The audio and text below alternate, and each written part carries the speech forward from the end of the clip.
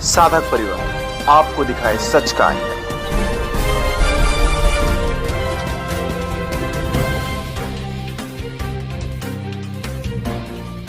तो भाई ये तो सब तुमको मालूम है, सब दुनिया भी जानती है कि ये पॉलिटिक्स चल रहा है इसमें, और फिर भी बापू बापू है, बापू के आगे कुछ नहीं। अरे यहाँ पे गलत देखने की बात ही नहीं। हम हमारा अनुभव बोल रहे हैं कि हम गए हुए गुजरे हुए साधक होने के बाद हमारी इच्छा नहीं होती कभी कोई भी बापू जी के चरणों में आने के बाद। घर वालों ने सब ट्राई करे हमारे वास्ते, मारे पीटे, वैसे दवाखाने करे, मगर कुछ भी ट्राई को कुछ भी नहीं हो रहा था। दवाखाने भी करे, गोलियाँ भी खाई, जो बोलते हैं ना दारू के वास्ते गोलियाँ इंजेक्शन भी जो मिलते हैं वो भी कर की चुके। जो दारू पीने का आदत था वो कम होगा, और बीड़ी गांजा वो भी कम होगा, पत्ता खेलना वो भी कम होगा, और जो छोड़ दिया।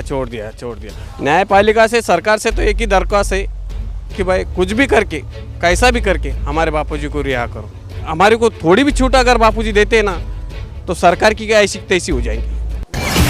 मैं कैलाश जनार्दन कंद से वैसा रहने वाला औरंगाबाद संभाजी नगर से आया हूँ, महाराष्ट्र, और दीक्षाधारी हूँ बापूजी का बहुत दिन से। मैंने तो वैसे 20 या 22 साल हो गए वैसे। हाँ, क्या जीवन में परिवर्तन आया? मतलब बापू से नहीं जुड़े थे पहले, कैसा जीवन था? बापू से जुड़ने के बाद जीवन में क्या परिवर्तन आया?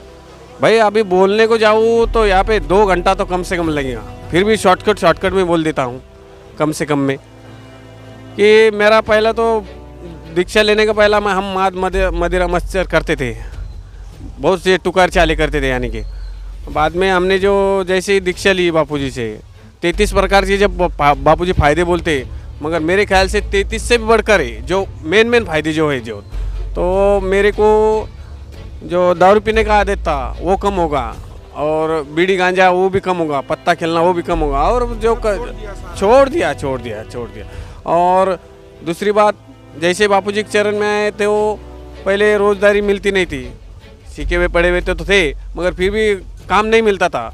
जब बापूजी के चरण में आए तब से शासकीय राशन दुकान हमको मिला बापूजी की कृपा से, और गांव में सरपंच भी बने थे 5 साल के लिए।